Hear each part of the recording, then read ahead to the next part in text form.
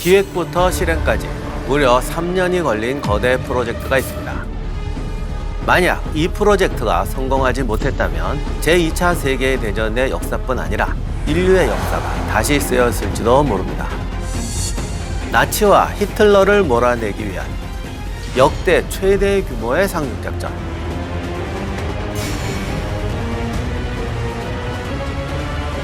속고 속이는 기만작전과 최신식 무기의 등장으로 나치 독일을 철저하게 무너뜨린 결정적인 사건. 그 이야기는 노르망디에서 시작됩니다.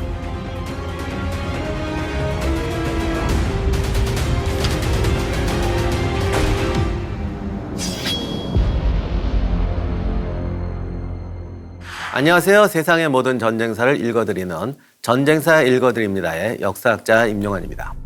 스탈린그라드 전투 이후로 독소 전쟁의 기세가 소련으로 넘어갑니다. 독일은 이를 만회하려고 독일 내에 총동원령을 내리죠. 10대부터 50대까지 사람들을 모두 전선으로 내몰기 시작합니다. 또 영국과 미국이 아직 제2전선을 개척하지 못한 틈을 타서 서부전선에 배치되었던 정예부대를 동부전선으로 옮겨서 주도권을 되찾으려고 합니다. 하지만 연이은 패배로 히틀러는 계속해서 많은 병력을 잃게 되죠. 스탈린은 스탈린대로 우리가 죽어나가고 있다라고 하면서 1942년부터 연합군에게 상륙작전을 강력하게 요청합니다. 사실은 미국도 1943년에 프랑스 상륙을 구상한 적이 있습니다. 하지만 당시는 도저히 능력이 안 된다. 그래서 포기하고 있었어요. 그 원인 중에 하나가 1943년까지 영국으로 가는 수송선들은 유보트에게 굉장한 공격을 당했습니다. 만약 상륙작전을 감행하다가는 바다에서 엄청난 병력과 물자를 잃어버릴 판이었죠. 1943년 11월에 스탈린과 루즈벨트, 처칠은 테헤란에서 삼국 정상회담을 갖게 됩니다. 연합군도 이제는 때가 되었다라고 해서 제2전선을 일으킬 날짜, 그리고 동부전선에 집중되어 있는 압력을 서부전선과 남부로 분산시킨다는 대원칙에 대해서 합의를 합니다.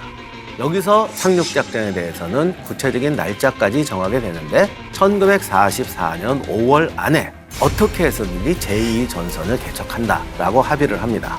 그런데 이 제2전선을 어디로 할 것이냐에 대해서 영국은 남부 발칸반도 쪽으로 상륙하자는 제안을 합니다. 근데 그렇게 되면 전후에 소련이 동유럽을 지배하지 못하게 됩니다. 그래서 이거는 철저하게 거절을 해요. 결국 43년 12월에 연합군은 영국 해협을 가로질러서 나치가 장악한 프랑스 북부에 상륙하는 오버로드 작전을 실행하기로 결정합니다.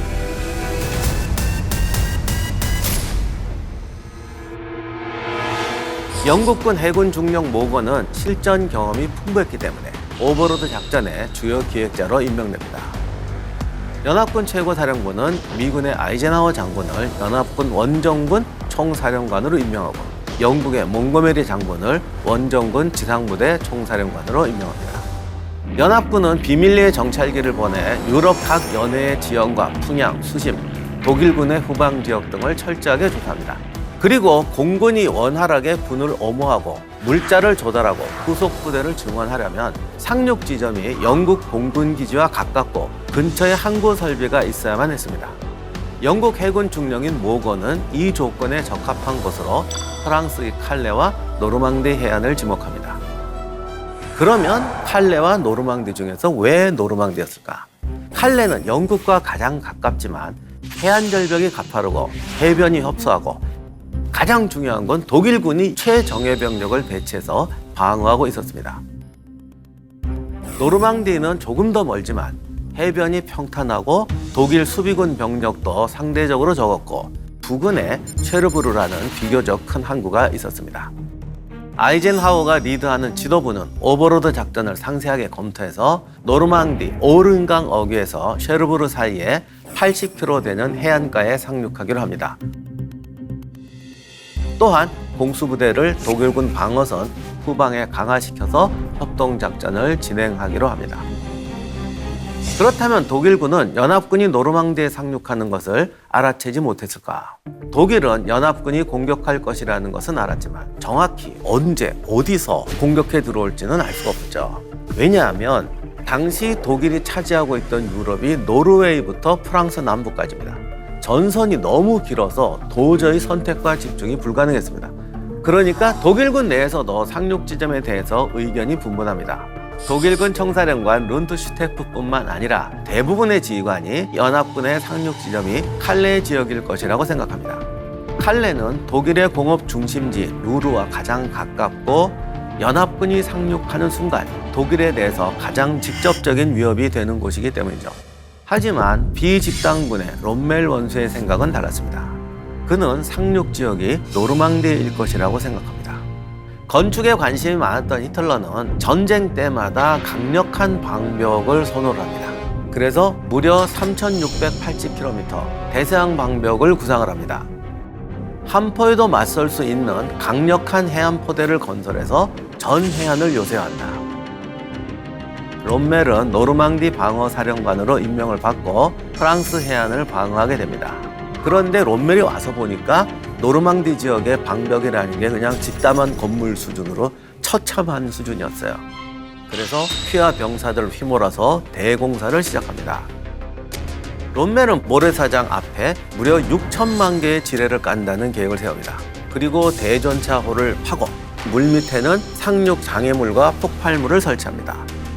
또 해안에는 콘크리트 토지카를 만들어서 기관총 진지와 해안포대를 만들고 모래사장 뒷부분에는 말뚝을 설치해서 해변을 철통 방어하려고 합니다.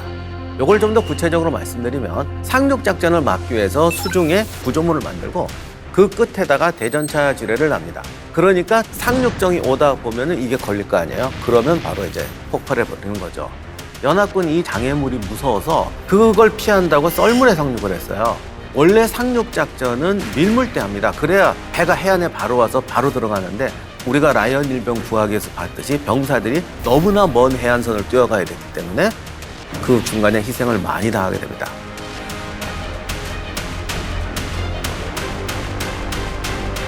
롬멜은 열정적으로 일했지만 그럼에도 불구하고 상륙 지점을 노르망디로 예상하는 사람은 정말 극소수였습니다.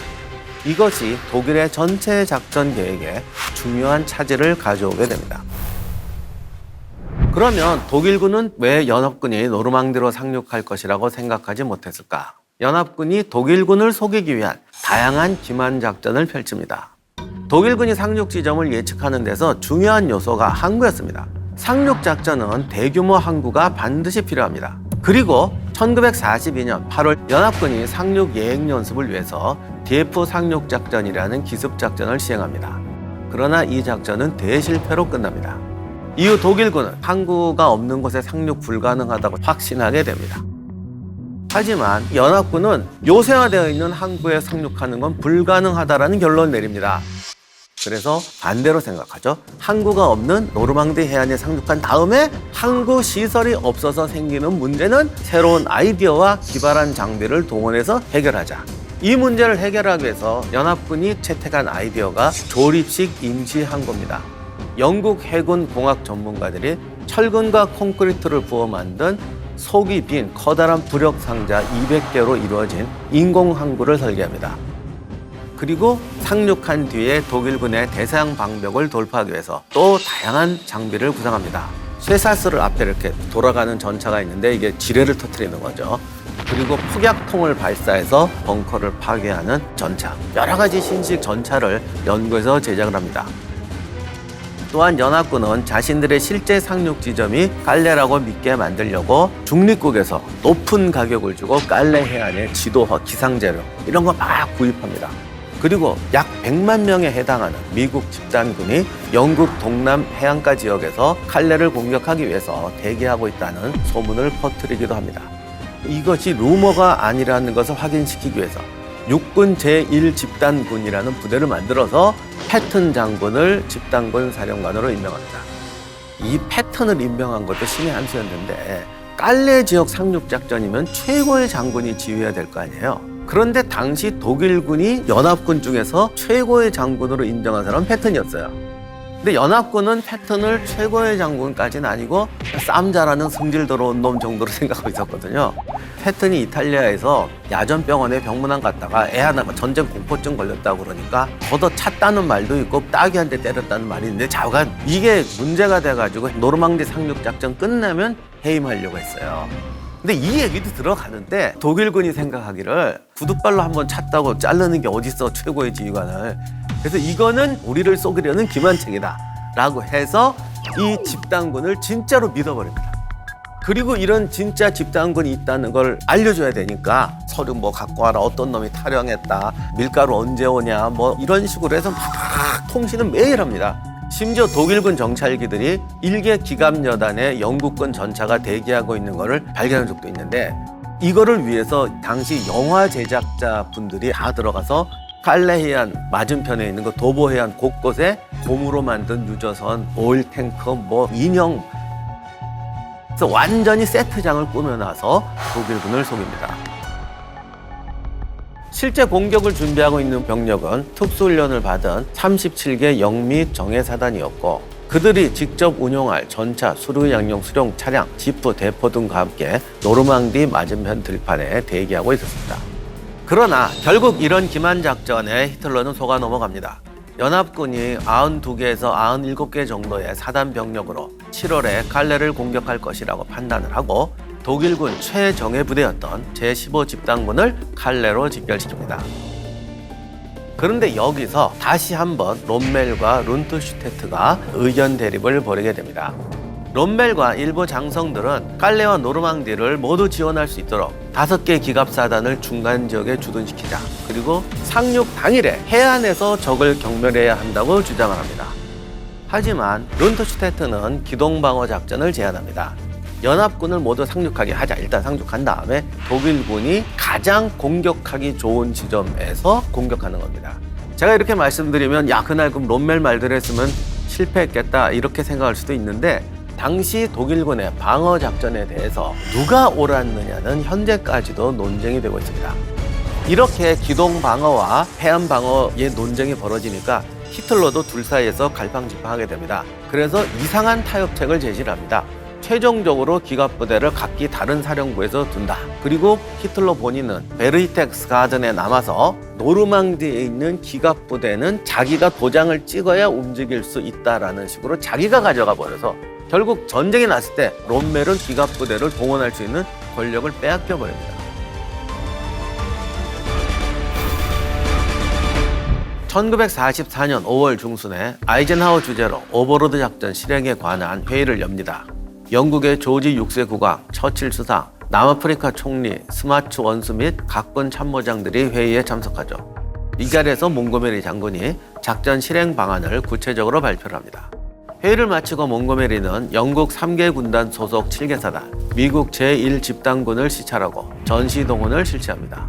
5월 29일 오전에 아이젠하워는 마셜 미국 육군 참모총장이 보낸 6월 7일 미국 참모장들이 런던에 도착해서 상륙 후의 군사 행동에 대해서 긴급 결정을 내릴 것이다 이라는 정보를 받습니다.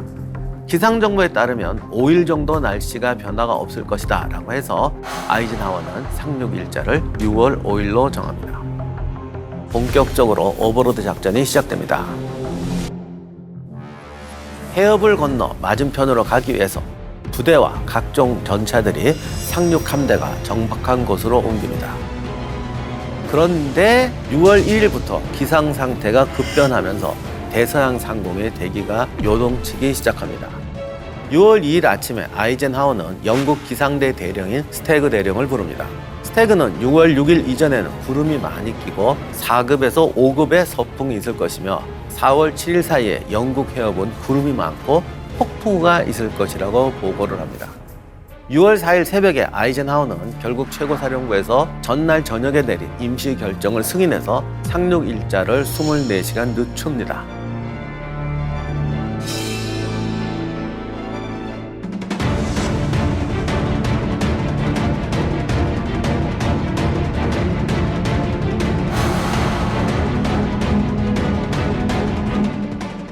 그런데 기상 상태가 갑자기 악화가 되니까 독일은 연합군이 며칠 동안은 행동하지 않을 것이라고 판단합니다.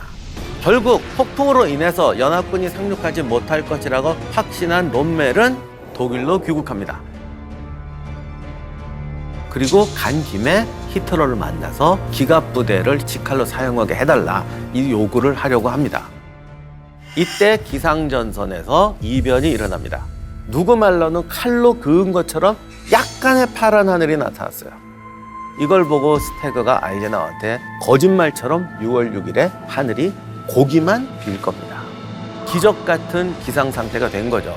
아이젠하워는 지금 행동하지 않는다면 한 달을 연기해야 돼요. 조류가 바뀌기 때문에. 그래서 오늘 할 것이냐를 몽고메리에게 묻습니다. 몽고메리도 작전을 실행하자고 합니다. 아이젠하워는 최종적으로 6월 6일에 오버로드 작전을 실행하기로 하고 모든 사령부와 워싱턴에 있는 연합참모장위원회에 이를 통지를 합니다. 그렇다면 독일은 왜 이 기상 변화를 눈치채지 못했을까? 전후에 밝혀진 사실인데 당시 독일군 기상부대가 장비가 형편없었대요. 그러니까 그 사람들이 올리는 기상 예보를 신뢰할 수가 없는 수준이었던 거예요.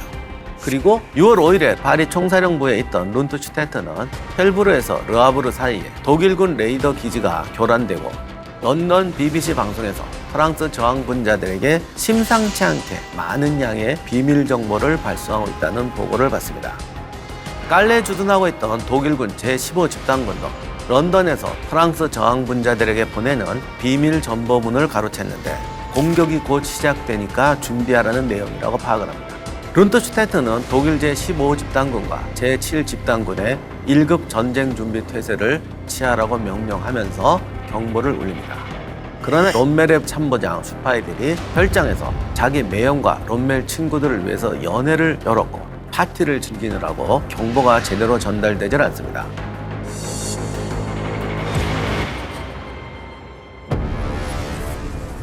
드디어 상륙작전이 시작됩니다. 6월 6일 새벽 1시에서 2시에 영국 공수부대 제6사단, 미국 공수부대 제82 공습, 제101 공수부대가 연이어 노르망디에 투하되기 시작합니다. 독일 제10단군 참모장은 롬멜에게 급하게 이번 공수작전이 대규모 작전으로 보인다고 보고를 하죠. 롬멜의 참모장 슈파이델은 믿지 않았지만 파리 총사령부에 보고하기로 결정합니다. 룬트슈테트는 슈파이델의 상황 보고를 듣고 연합군이 아군을 유인하는 작전이다. 그래서 병력을 분산시킨 후에 빨래로 상륙할지 모른다라고 해서 또 주저하게 됩니다.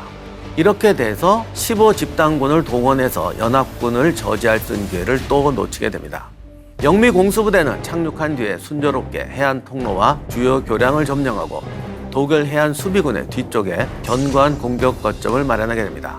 프랑스 저항운동 조직원들도 도로에 장애물을 설치하고 철도를 파괴하고 제일 중요한 게 전화선을 다 끊어버리는데 이것이 독일군이 뒤늦게라도 조직적으로 대응하는데 엄청난 지장을 초래하게 됩니다.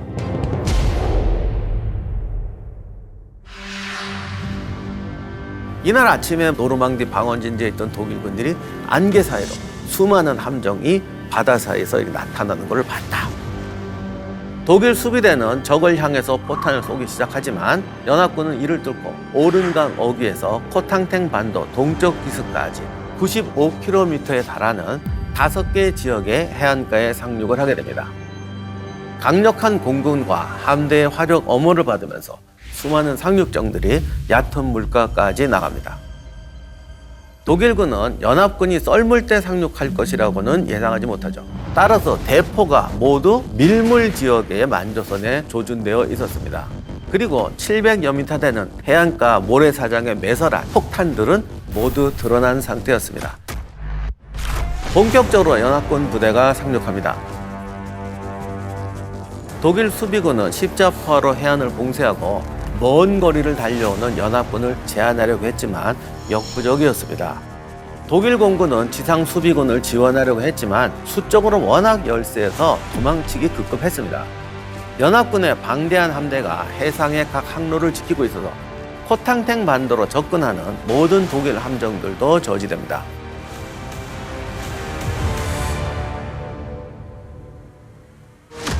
롬멜은 노르망디에서 벌어진 일을 뒤늦게 알고 전선으로 돌아갑니다. 그때 뒷자리에서 내가 바보짓을 했다고 어마어마하게 후회했다고 해요.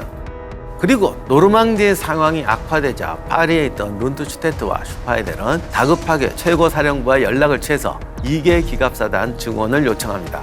그러나 히틀러와 히틀러의 고문인 요들은 연합군의 상륙 지점이 깔레라고 믿었기 때문에 룬트슈테트의 요구를 들을 필요가 없다고 해서 무시하게 됩니다.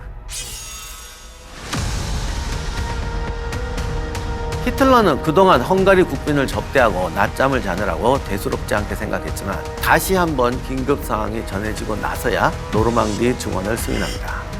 하지만 이미 때는 늦었죠.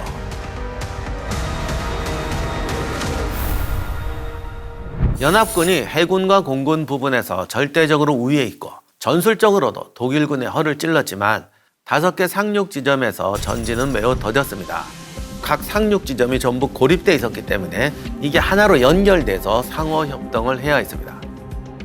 그 시간을 벌기 위해서 연합군 공군은 몇 주간에 걸쳐서 조직적인 폭격으로 기차, 조차장, 구름다리, 기관차, 역 등을 파손합니다.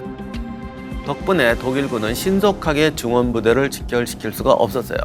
롬멜은 인근 부대와 증원을 위해서 파견된 2개 기갑사단을 소집해서 요격전을 벌입니다.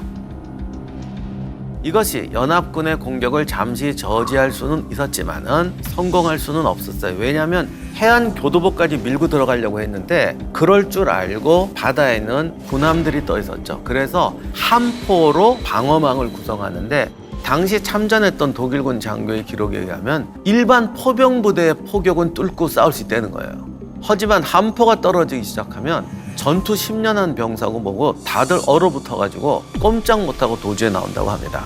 그래서 연합군에 대한 반격 작전은 완전히 실패하게 됩니다. 연합군 상륙부대는 거점을 마련해서 상륙 지점 5곳을 하나로 이어 놓았고 드디어 독일군의 중심으로 나아가기 시작합니다. 노르망디 상륙 작전은 대성공을 거두지만 그 뒤에 전투가 만만치는 않았습니다. 그러나 어쨌든 이 D-Day의 성공을 통해서 독일군의 대서양 방벽을 무너뜨리게 되고 독일군은 보호막을 잃게 됩니다. 이후 독일군은 계속 밀려서 후퇴했고 서유럽 각국은 해방되었으며 연합군이 독일 본토로 진격하는 통로를 확보하게 됩니다. 조그만 아이 크기만큼 타버린 어른의 시체, 불에 타 죽은 일가족, 몸에 불이 붙은 채 달려가고 있는 사람들, 팔다리 조각들, 죽은 시신들, 어딜 가도 보이는 불. 나는 이런 끔찍한 광경을 절대로 잊을 수가 없습니다. 2월 14일 이른 아침 독일 드레스덴은 1500도가 넘는 화염 폭풍에 휩싸이면서 재해 수요일을 맞이하게 되었습니다.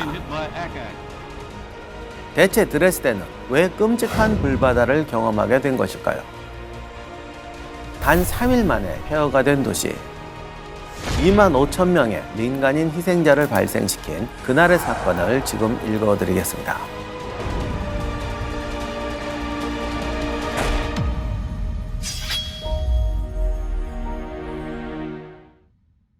안녕하세요. 세상의 모든 전쟁사를 읽어드리는 전쟁사 읽어드립니다의 역사학자 임용환입니다.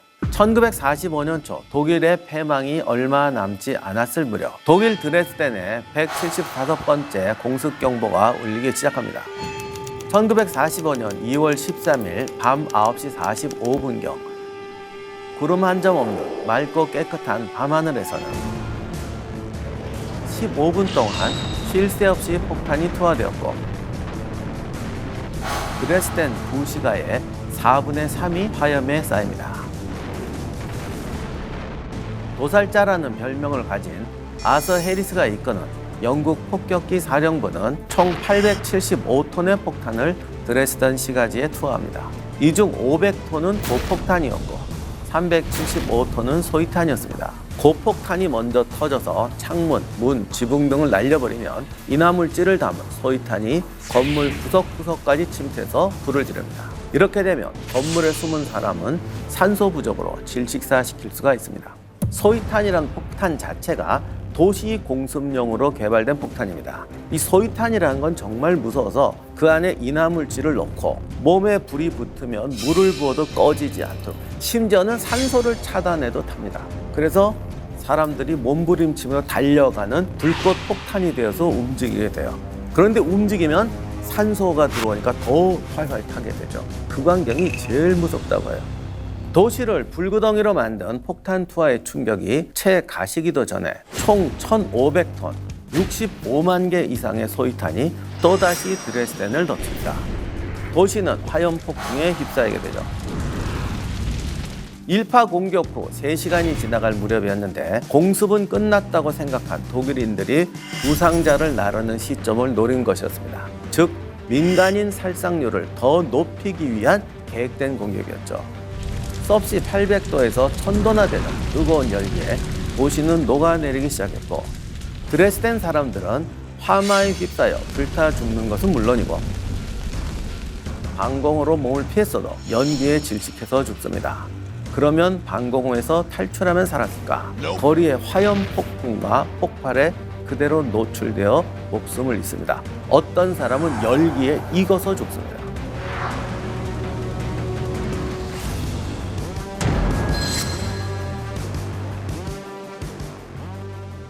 연합군이 드레스덴을 폭격한 것이 처음은 아니었습니다. 이전에도 수십, 수백 톤의 폭탄을 떨어뜨렸지만 그때는 폭격의 목표물이 군사상 목적에 사용되는 교통선이나 군사 저장소였다면 이번에는 도시 전체였던 거죠. 민간인 살상과 도시 전체의 파괴가 목적인 폭격이었습니다. 물론 드레스덴에도 항공기 부품 공장이나 야포 공장이 있었지만 도시 중심이 아닌 교외에 위치했어요. 이날 폭격은 교외가 아닌 도심을 향한 것이었고 우발적으로 발생한 것도 아닌 계획적인 공격이었습니다.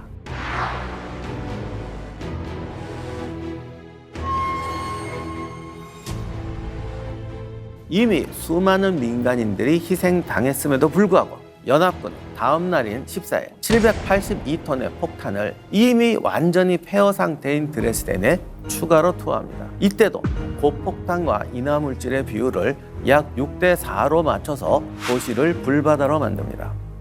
많은 사람들이 방공호로 피신은 했지만 드레스덴은 방공호가 많지 않았던 도시였어요. 가장 넓은 드레스덴역의 방공호는 6천여 명만 수용할 수 있었습니다. 당시 방공호라는 게 일렬로 늘어선 건물들 아래 지하실에 두꺼운 벽을 없애고 얇은 간이 칸막이를 대서 비상시에 부수고 들어갈 수 있게 만든 것이었는데,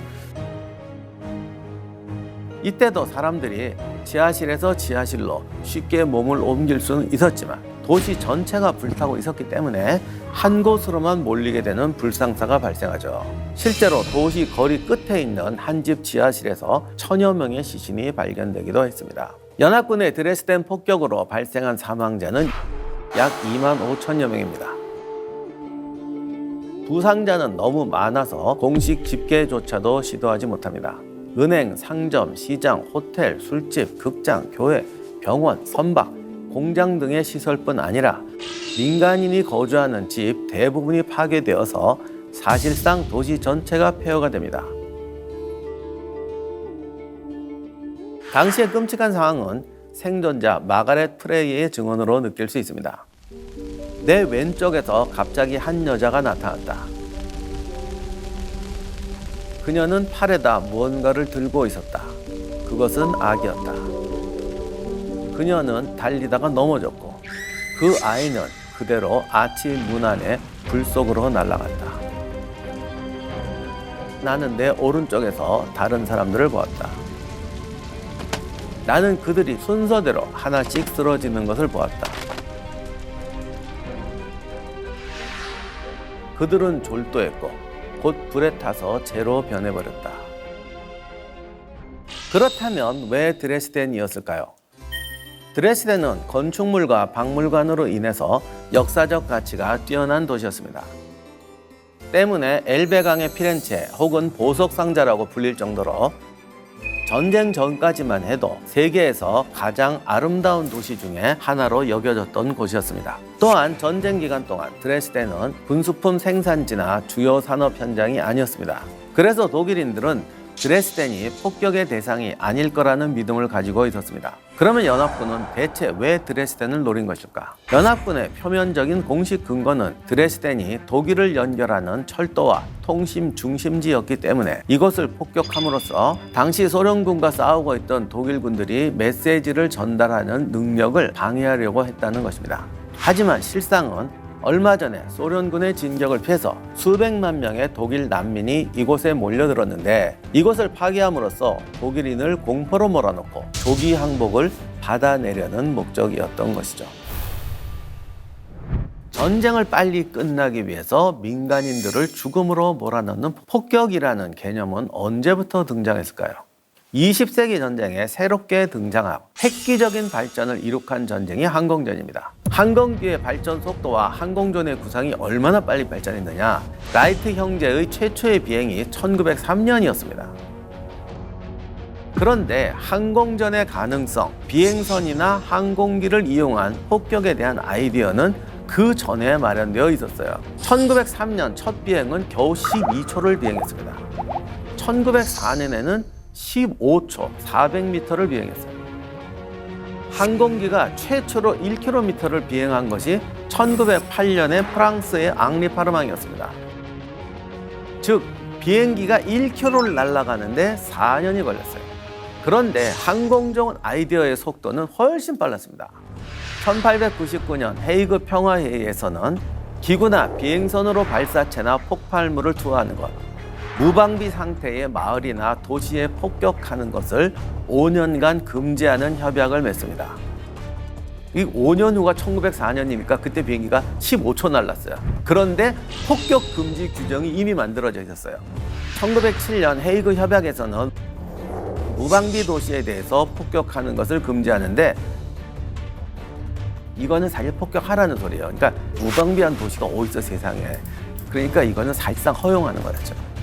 라이트 형제가 성공한 이후로 유럽 각국이 비행기를 이용한 폭격을 구상하고 시험하기 시작합니다.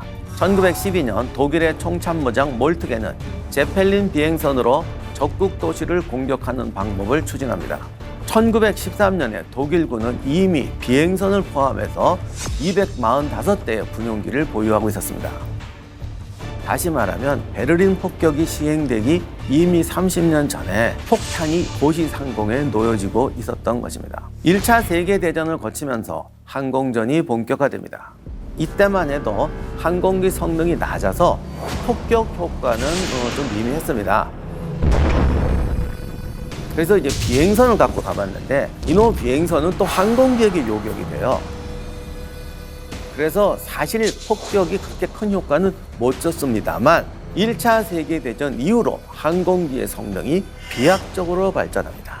엔진의 힘과 기체가 커지면서 대형 폭격기 운용이 가능할 정도로 기술이 발전하게 됩니다. 2차 세계대전부터 우리가 아는 거대한 규모의 도시 폭격전이 시작됩니다. 1940년에 발생한 런던 대공습이 대표적이죠. 독일이 프랑스 파리를 손쉽게 거머쥐었는데 처칠이 독일과 타협할 의지가 없는 거죠. 히틀러는 영국 공군력을 제압할 것을 명령합니다. 여기서 벌어진 것이 소위 영국 본토 공중전입니다. 근데 이때 독일이 런던에 폭격을 합니다. 사실 이건 실수였어요.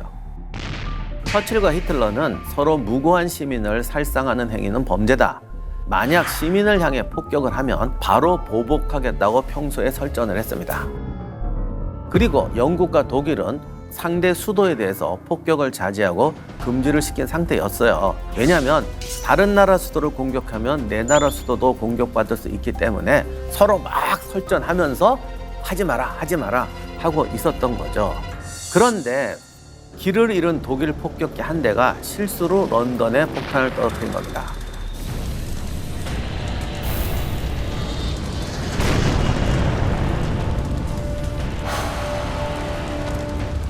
처칠은 이게 오폭인 줄 알았지만 언론의 분노를 표시하면서 다음날 곧바로 베를린을 공격합니다.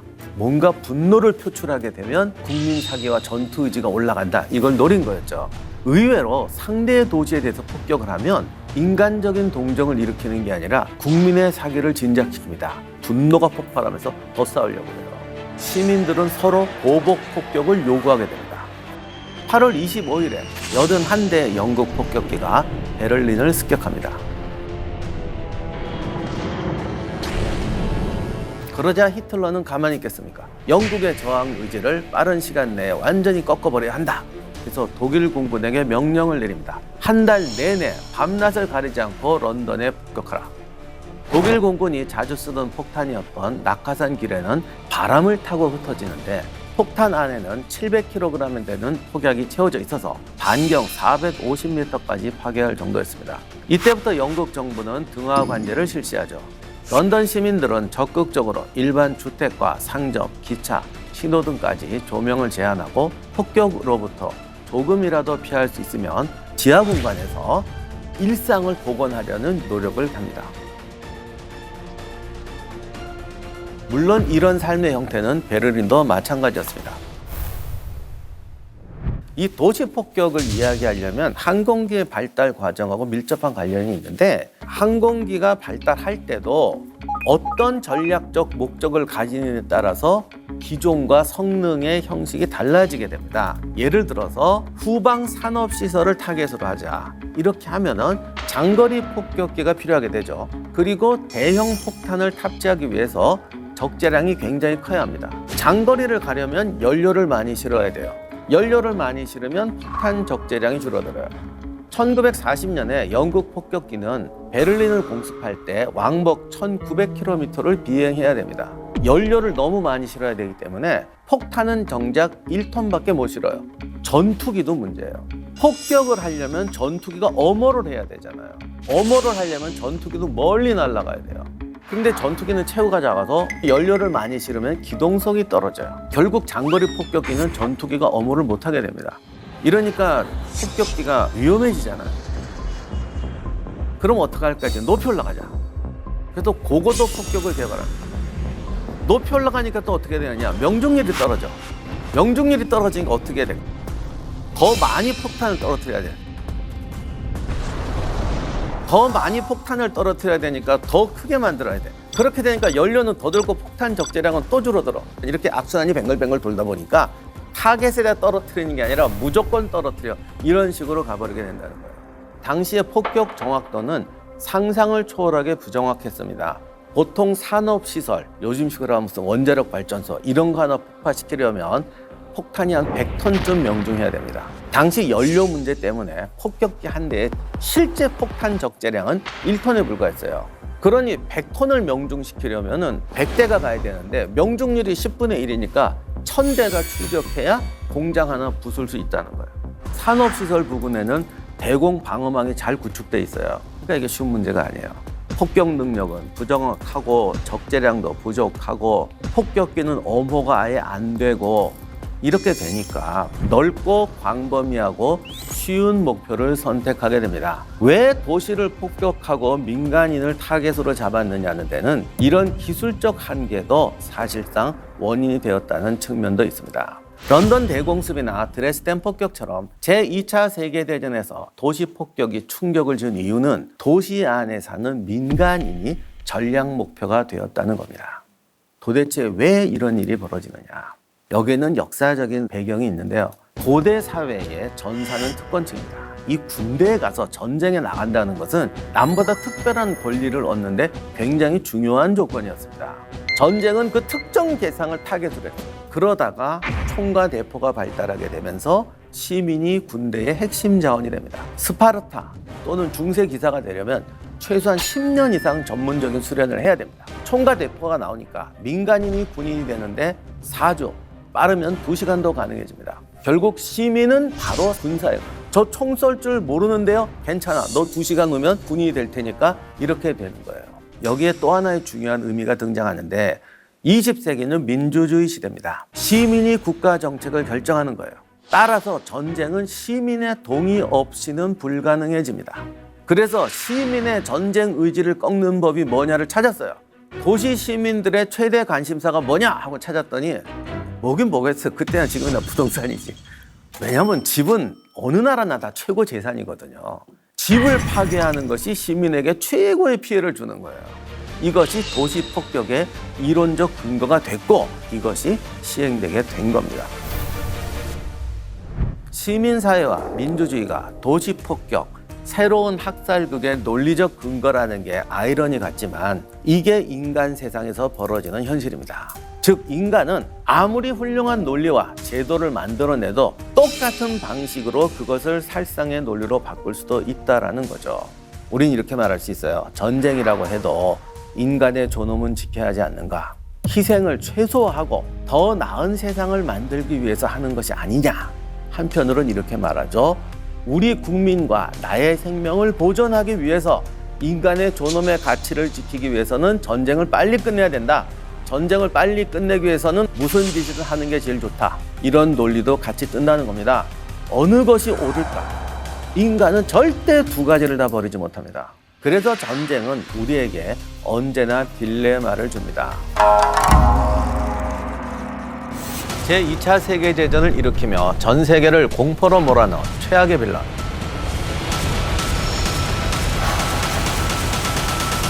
만약 히틀러가 총통이 되기 전 또는 폴란드를 침공하기 전에 암살 시도가 성공했다면 역사는 어떻게 달라졌을까요?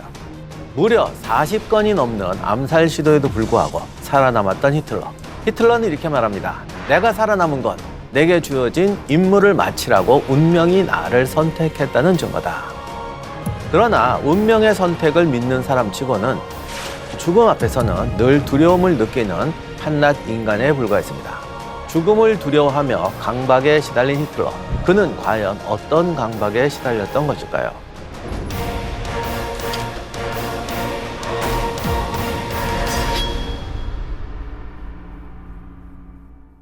안녕하세요. 세상의 모든 전쟁사를 읽어드리는 전쟁사 읽어드립니다의 역사학자 임용환입니다. 히틀러를 암살하려는 시도는 제2차 세계대전 발발 전과 후의 양상이 다릅니다. 전쟁이 시작되기 전까지만 해도 히틀러는 대중 앞에 모습을 자주 드러내면서 연설을 했습니다. 그 때문에 누구라도 히틀러에게 접근하기 쉬워서 반나치 성향의 개인이나 민간단체가 주로 암살을 시도했습니다. 그런데 전쟁이 발발하고 히틀러가 대중과의 접촉을 끊게 되죠. 따라서 일반인들이 히틀러 앞에 가까이 가는 자체가 불가능해집니다. 그러면 이제 누가 담당하느냐? 히틀러를 반대하는 군부, 군인 세력들에 의해서 암살 시도가 생기게 됩니다. 히틀러의 암살 시도는 많았던 것만큼이나 굉장히 다양했습니다. 독을 이용해서 히틀러를 암살하려는 시도가 있었죠.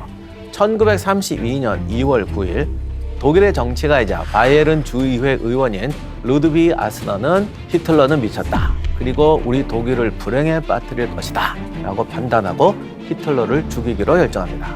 아스너는 히틀러에게 독이 든 편지를 보냈는데 아스너의 지인이 히틀러에게 경고를 했고 덕분에 중간에서 편지를 차단했다고 합니다. 굉장히 낭만적인 시도도 있었는데 전쟁이 발발하기 직전에 히틀러가 타는 벤츠문이 잠깐 열려 있었대요. 근데 누가 장미 꽃다발을 차 안에 던진 겁니다. 그런데 이걸 히틀러가 집은 게 아니라 친위대 부관 중 한 명이 장미 꽃다발을 손으로 집었는데 다음날 중독 증상이 나타났다고 합니다. 장미를 검사했더니 이제 피부를 통해서 흡수되는 독이 거기 이제 발라져 있었다는 거죠. 이후 히틀러의 차에 꽃을 던져서는 안 된다는 명령이 비밀리에 내려졌고 이때부터 친위대원들은 장갑을 끼고 이제 뭘 만졌다고 합니다. 최근 발견된 문서에 따르면 영국 스파이가 히틀러에게 여성 호르몬을 먹이려고 시도했다는 기록도 있습니다. 그뿐 아니고 독사가 든 상자를 투입하자, 독이 든 통조림을 수출하자 하여간 별별 아이디어를 다 냅니다. 이런 시도 덕분에 여러 차례 독살의 위기, 독살의 정보를 얻었던 히틀러는 영국인들이 자신을 독살할 것이라고 생각할 정도로 편집증에 빠집니다. 그래서 자기가 먹기 전에 음식에 독이 들었는지 안 들어있는지 확인하려고 15명의 젊은 여성을 시식단으로 끌어들입니다.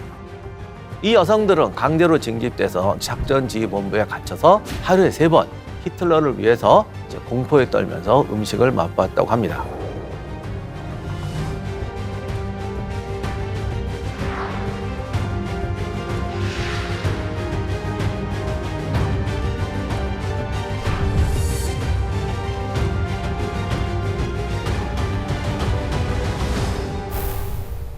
그 다음에 역시 암살의 전형, 총격과 폭탄을 이용한 암살 시도입니다.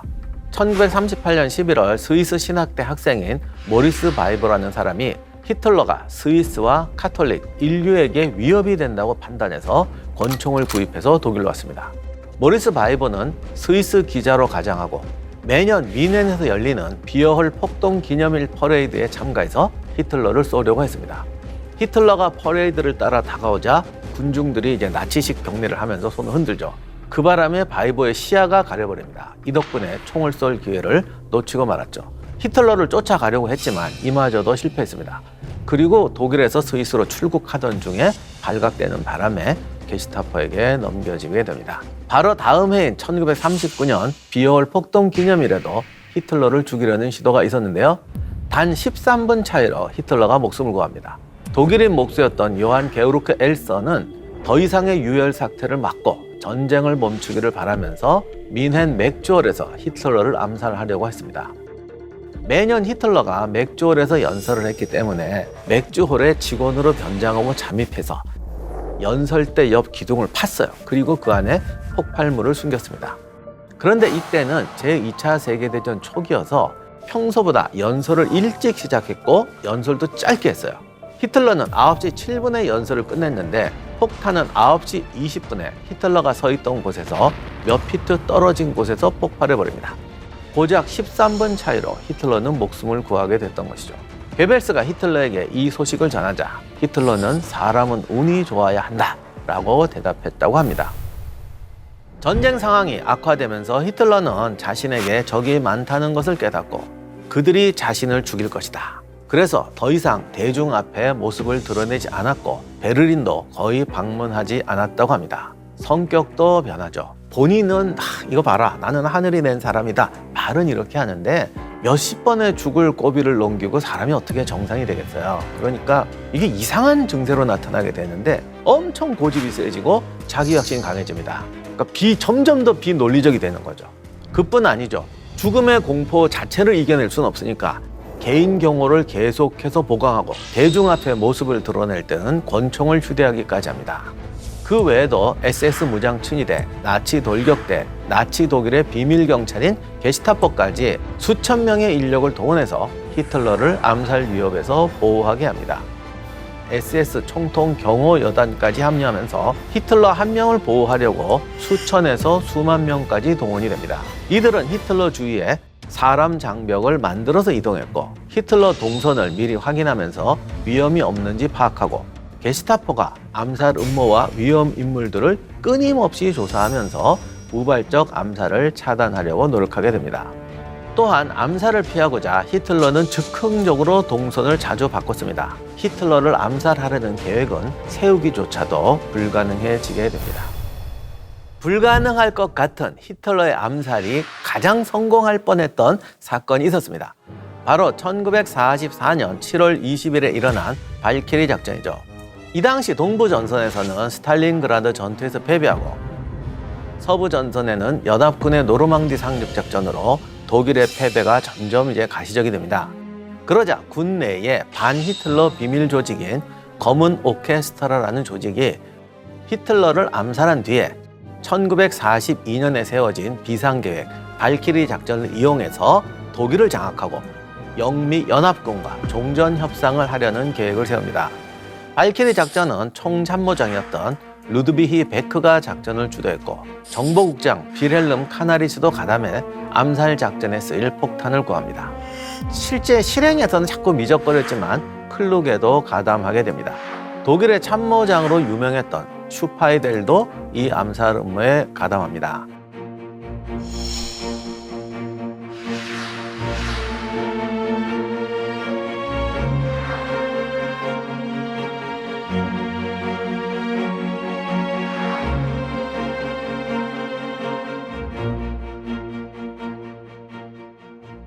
가장 중요한 문제는 히틀러를 누가 어떻게 암살할 것이냐였죠. 독일 육군 보충군 참모장교인 클라우스 폰 슈타우펜베르크가 이 암살을 직접 수행하기로 합니다. 그도 처음에는 나치즘을 반겼던 청년 장교였습니다. 그러나 점점 시간이 가면서 반유대주의 같은 인종차별 정책에 큰 실망을 하게 됩니다. 그가 암살 음모의 실행자로서 적임자였던 이유가 부상 때문인데 북아프리카 전선에 참전하게 됩니다. 1943년에 부상으로 눈, 오른손을 잃고 왼쪽 손가락 2개를 잃었습니다. 검문하는 사람들이 몸수색을 까다롭게 하지 않았다고 해요. 따라서 폭탄을 장착해도 히틀러에게 쉽게 접근할 수 있었던 인물이었죠. 슈타우 펜베르크는 폭탄이 든 서류 가방을 들고 당시 히틀러가 머물던 늑대 소굴로 가서 회의실에 서류 가방을 놓고 나오기로 계획을 세웁니다. 이때 의심을 피하기 위해서 몇 달 전부터 똑같은 서류 가방을 들고 다녔다고 합니다. 점점 게시타포가 이 주변 사람들에 대한 정보를 얻어서 수사망을 좁혀옵니다. 이들은 더 이상 지체할 수 없다고 판단해서 7월 20일에 열릴 작전회의에서 암살을 실행하기로 결정합니다.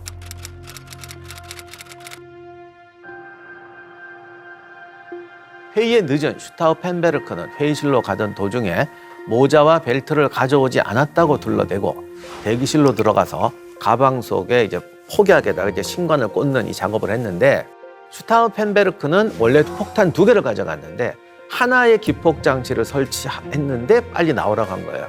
그래서 할 수 없이 남은 폭탄 하나는 다른 가방에 넣었습니다. 이게 사소한 실수였는데 결정적인 실수가 되죠.